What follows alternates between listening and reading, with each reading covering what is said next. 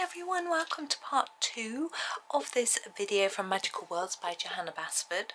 We're using Black Widow's pencils and we completed the sea monster in yesterday's video. Now I've been able to open the blind now because the sun has gone behind a cloud. I may have to close it part though if it pops out again, but that means that I can quickly check and I can see that I've got one scale here that I've missed. Do you remember, if you watched the last video, I was trying to work out which ones were still white and that one are. There we go. It's a little bit easier to see with the blind open. Okay, we're going to work on the building now, and you may have remembered that I said we were going to do the roofs in our other pink shades. So using our colour cube card, we use this for the scales, this for the sort of head and other bits. I'm going to use this colour. Now I've picked quite a reddish set of colours for this. If you look at the magenta here, I'm more like this tone. So we have the crimson stone, the ruby rose and the rosy. They're all from the dragon set. They're quite hard to see on the camera. There we go. So this is the darkest, the ruby rose. I'm going to start with that. It's so hard to see. I'm going to do some of the sort of lines and things. So sort of here, like this. I'm just blocking them in really, and this one here.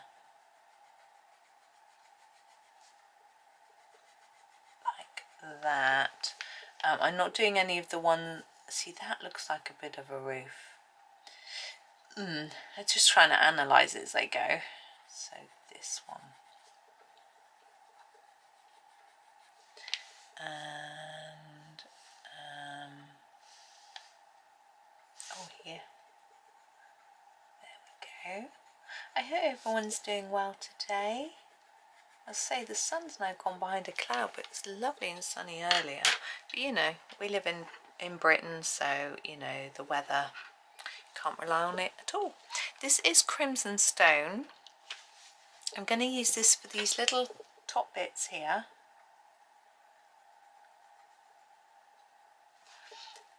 The sort of chimney roofs and the chimney roofs. Making so much sense. Chimney tops, covers, I don't know, and these little diamondy bits like that.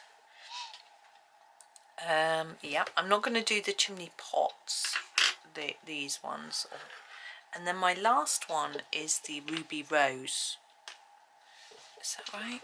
Rosy, crimson stone, ruby rose? I think so. And we're going to do this sloping roof.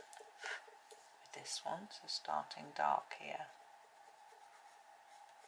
and then getting lighter. They all look so similar, these colours, like that. So I'm going to do that with this one too, so I fade up towards the top a little bit.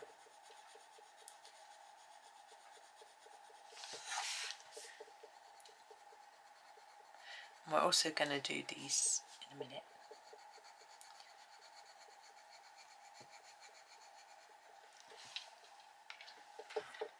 And this one. It's symmetrical, isn't it? I've just realised.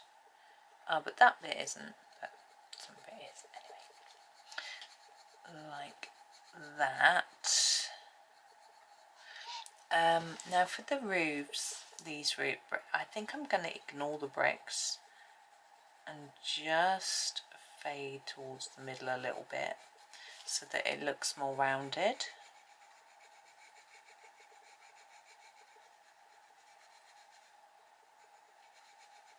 Like that, and then the same on this one.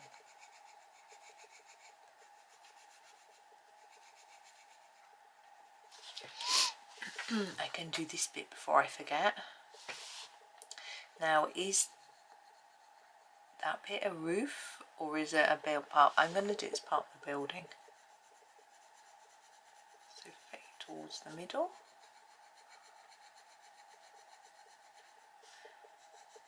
And the same here.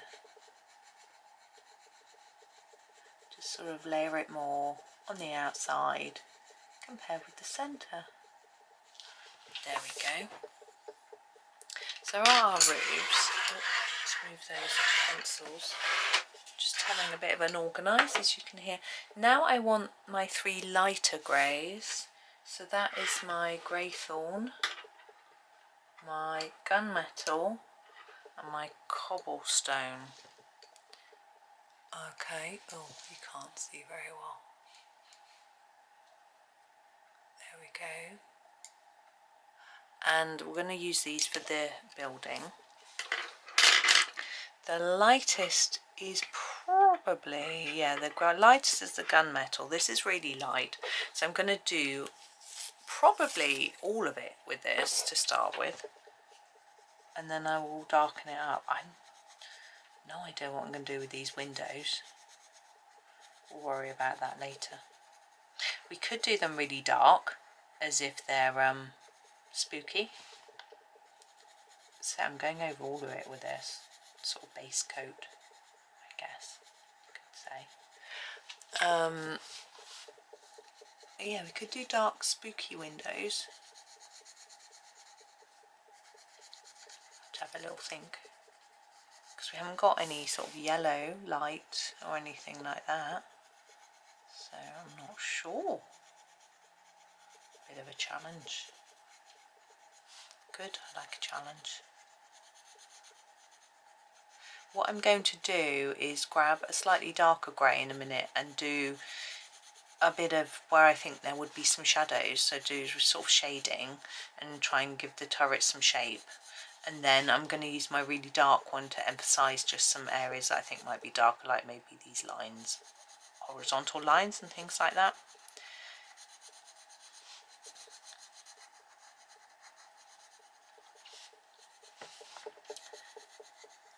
And the window frames as well, door frame. I'm not sure about the door. I think I'm going to go over the door as well, and you'll see. So that was the gunmetal. Now I'm going to use the greythorn. I like the greythorn pencil. It can give a nice silvery touch to things. Here it is. Whoops, greythorn. Now what I'm going to do with this is I'm going to start here. Look, where these lines are, it's indicating we should have a bit of dark here. But I'm actually going to put some here as well. I quite like, I've been experimenting with this lately. I was looking at how someone, I think it was Rita Berman, coloured buildings, and they sort of, she did like a base colour and then sort of a darker edge, and I just thought it looked really nice. I've started having a go, just sort of putting a bit of darker colour of the same colour that you've done the main part with on the edges, just to make it look a bit nicer, a bit more interesting as well. Like that. I would do it on this bit. I'm going to ignore that bit. I'm going to go over that in a minute. So just the sort of edges here. Like here we've got lines to show us, so that helps. You can just sort of fade it in, really. And it should be symmetrical. I'm not going to be too fussy. I'm not going to look. I know what I sort of did. So I'm just going to do the same thing. So just the edges. Just don't forget that chimney.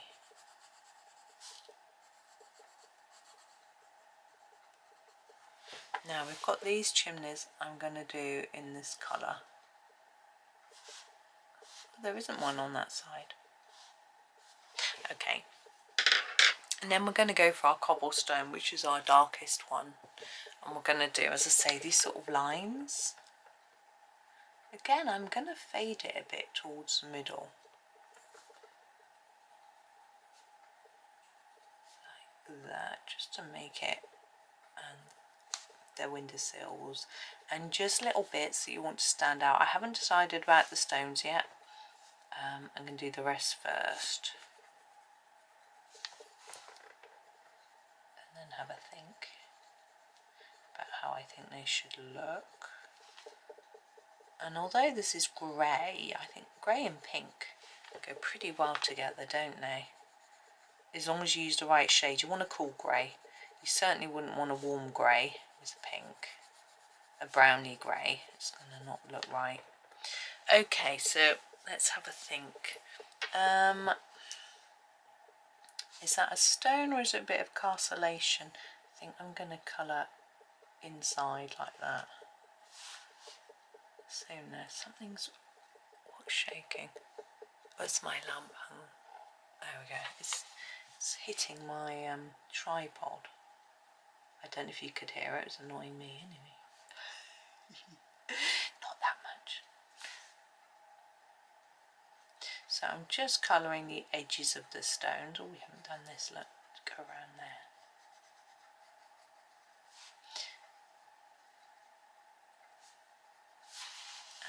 I need to do something with the door.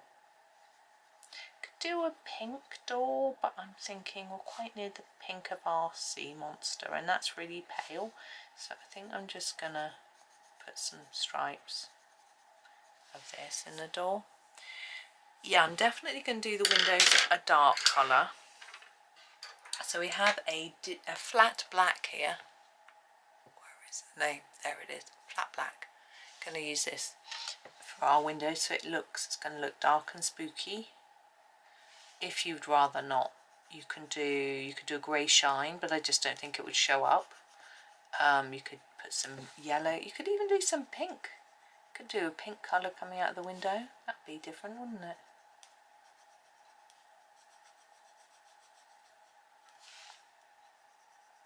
There we go. I've got a little lamp or lantern to do on his tail. That's my next job. Now this one is interesting. Has light coming out of it. We don't have a yellow. So I'm firstly going to do a silvery look with my greythorn. I'll show you how. I'm just going to, you need it sharp because it's quite a small item. So here it is, greythorn. And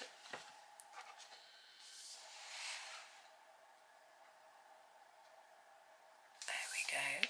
Straighten it a bit. So the string, I shall just go dark at the bottom. Now what I'm going to do is make it darker on each edge and then sort of fade it in towards the middle to make it look like it's silver, like that. And we do the same on this side. If you want it to be slightly darker on the edges, you can use a black. So there is our silvery look, the light that's coming out of it. It's so tempting to do it in pink.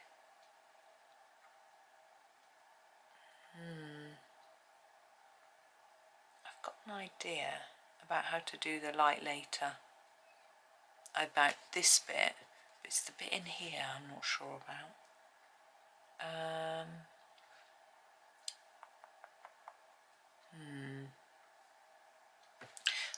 Yeah, I think I'm going to leave it for now. We're going to move on to the water. Now, we've got greys left. We've got 2 greys left, which we have got the coal and the dark night. Now, the dark night is a bluey grey. I'm going to use this for the water. The coal, whether I use it or not, I'm not sure. So, dark night, let's show you what I'm going to do for the water. So, I'm going to start here, and then I'm going to fade towards the centre of this little shape, so that the centre of the wave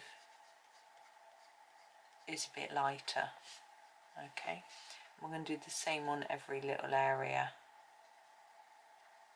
Now it doesn't look that blue, but it is a slightly bluer grey and more like the slate grey. So we're just going to do the same with every little shape.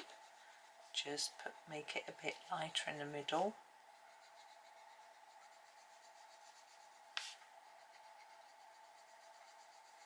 Like this. This large one is quite tricky. I think we'll go from left to right, make it lighter in the middle. It's Just trying to work out where to make it lighter. Here our boilers come on now. Her husband's washing up, that's what it is.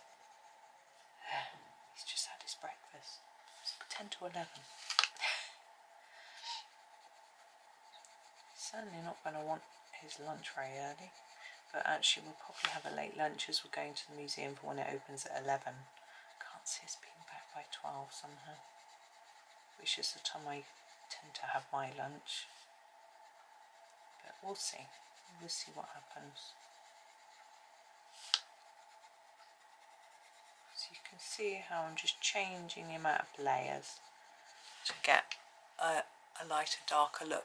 And for me that just gives it a little bit more interest, even though we're just using the same colour. It doesn't really look like water, but it just looks like it's not just plain.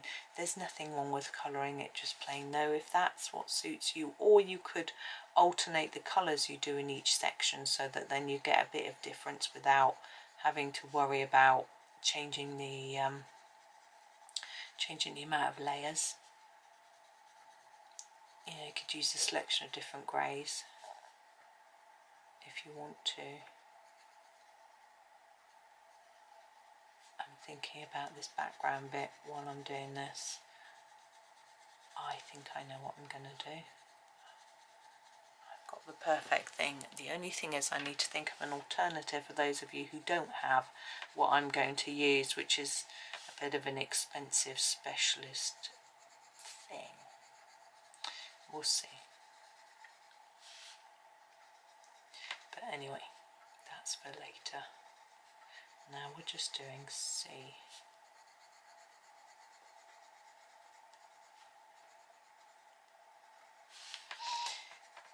There we go. I was telling my son about the tennis results. He takes a small interest in tennis, not as much as me. Actually, both of them are quite interested because it's Indian Wells is on at the moment. I guess by the time this video goes out, it might be time for the US Open to be on.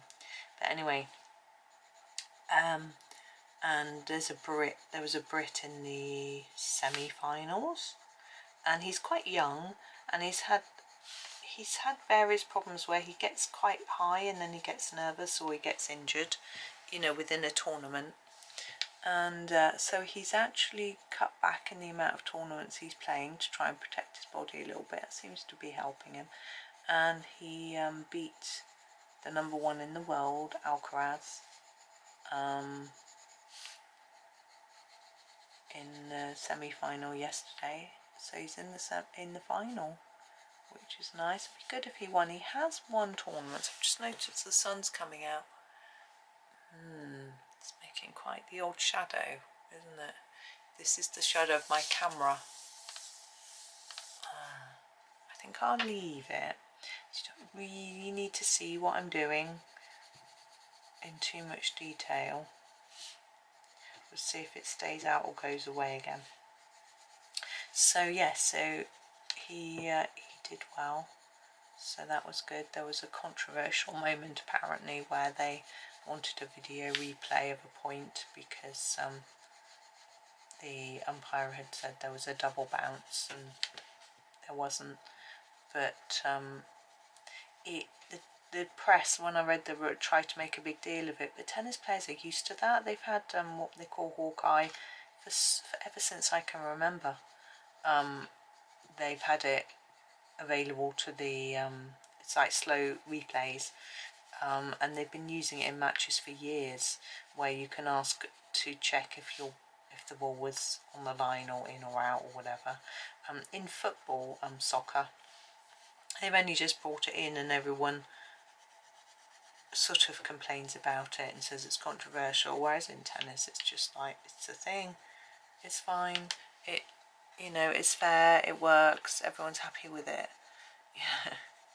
It's never been a sort of controversial thing to use.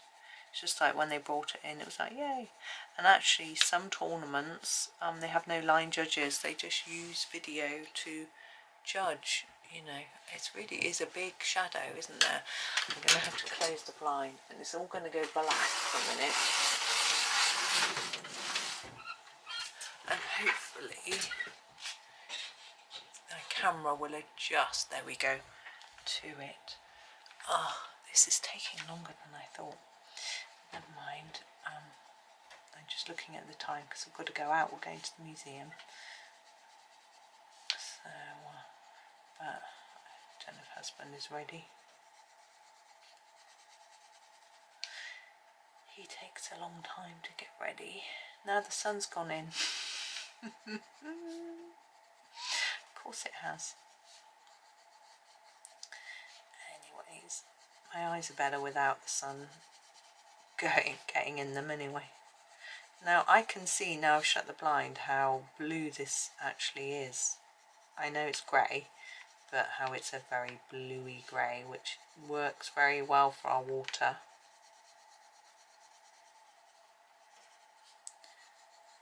And really just doing the same thing all over.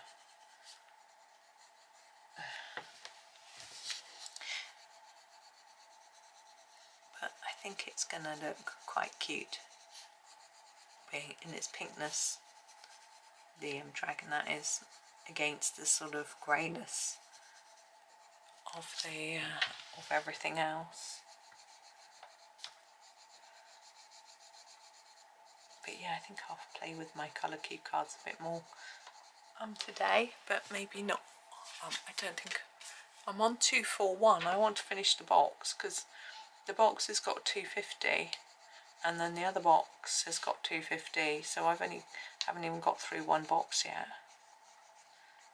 But I doubt I'll finish the box today. That's quite a lot of pictures, although I did a lot yesterday because, as I said in yesterday's video, I was doing really small ones. They don't take long, and when you don't have to choose your colour, well, you still have to choose your colour, but you know what I mean, when you've just got like a handful of colours to use, then it makes it quicker in a way to get it done. It's good fun. I was actually coming to the end of the book as well, so it's nice. It's a nice feeling finishing things, I find. I know not everyone feels like that now.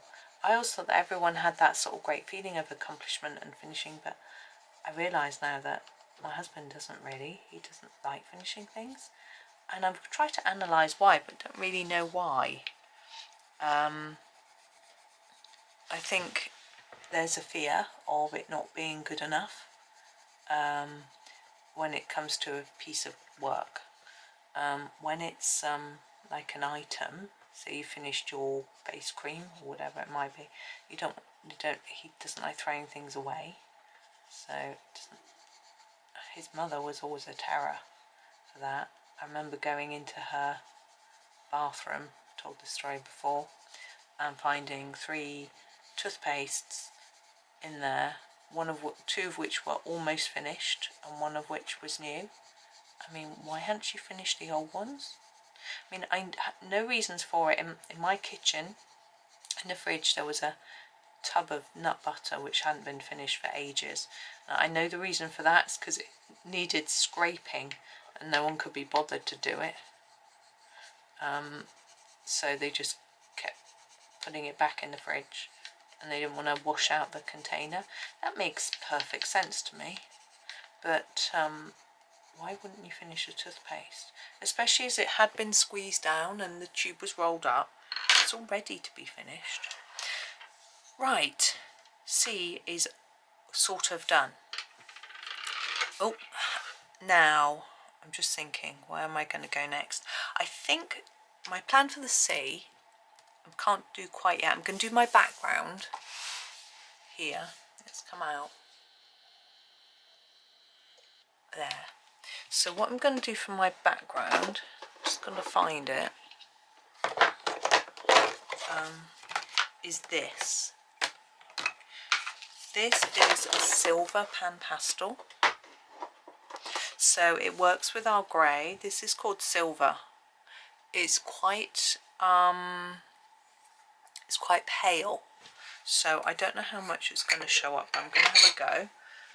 I'm going to use one of my cotton cloths. Now someone did ask me recently where I got these. These are makeup cloths. I got mine from Superdrug, which is a pharmacy.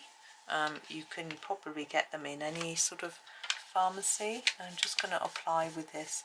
Now if you've got a proper Pan Pastel set, you might have a proper applicator, because I've only got this a few, then I don't have the proper applicators. Very expensive, and so I just use these cloths. I'm sure the proper applicators are probably better, but yeah, they're expensive, so I just do it this way. It seems to work. Now if you want some more accuracy, which I probably do need, but I'm being lazy, you can use a Q-tip, cotton bud, little makeup thing, that sort of thing. I haven't got any in here, so I'm having to just do it like this, which is probably quite lazy. Now it's very likely that you can't see that I've actually done anything, because this silver colour is very, very pale. There is a darker colour that's silvery. I can't remember what it's called, so that would probably be a better one to use. Now the teeth, I can't avoid them, I've got to go over them. Now I'm just turning my head around so I can see where the light is catching this, and then I can see where to put it. But really it is almost as pale as the pearlescent colour, so it's very faint to see. If you don't have this, an alternative would be to use a silver pen. That would certainly show up a lot more than what I've just done. Right, now where the teeth are, I want them white, so I could try and erase the Pan Pastel, but I don't think I'm going to succeed. So what I'm going to do is grab a white pen and see if I can put it over the top. Okay, so I'm just grabbing my Gellyroll 10. I'm just going to make my teeth white. I'm going to try and keep the, that is working. I'm trying to keep the black outline black, not white. There we go. It did work. It's hard to see. Now, lamp. Oh, no. Actually, I do want a pen. Here we go. Right, this is the Sakura 700 shiny pen. I'm going to use this. I've just noticed I've missed a load under my lamp.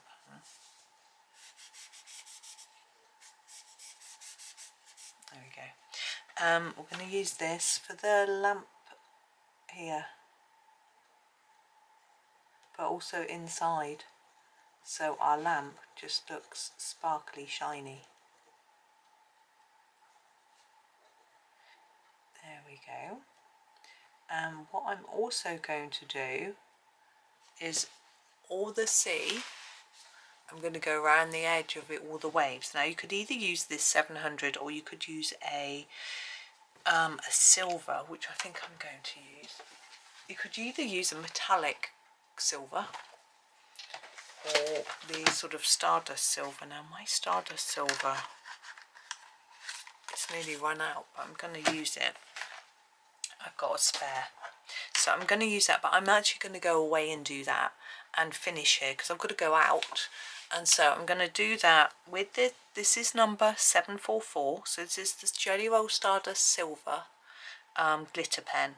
So you can use whatever you want. Have a look at the end and see whether you like what I did or not and decide. You can use the 700, you can leave it as it is and not do anything. You know, it's completely up to you. I just thought it might look a bit more sea-like if there was a bit of sparkle. So that's what I'm going to have a go at. And then I'll probably tidy up this pastel a bit. And then take a photo for you. See, it's really hard to see this silver pastel. What I think I'm going to do actually is use this sparkle pen to draw around that line, so you can see that, and then use the I used the 700 around that line and then the silver one on the water. Okay, so that's me. Yeah, stay tuned and you'll see the end and the finished thing. I don't know how much you'll see the sparkle, to be honest, but anyway, that's that. But for now, thank you so much for watching. Hopefully you'll tune in for another video very soon. Please do like, subscribe and comment. Thank you for watching and happy colouring.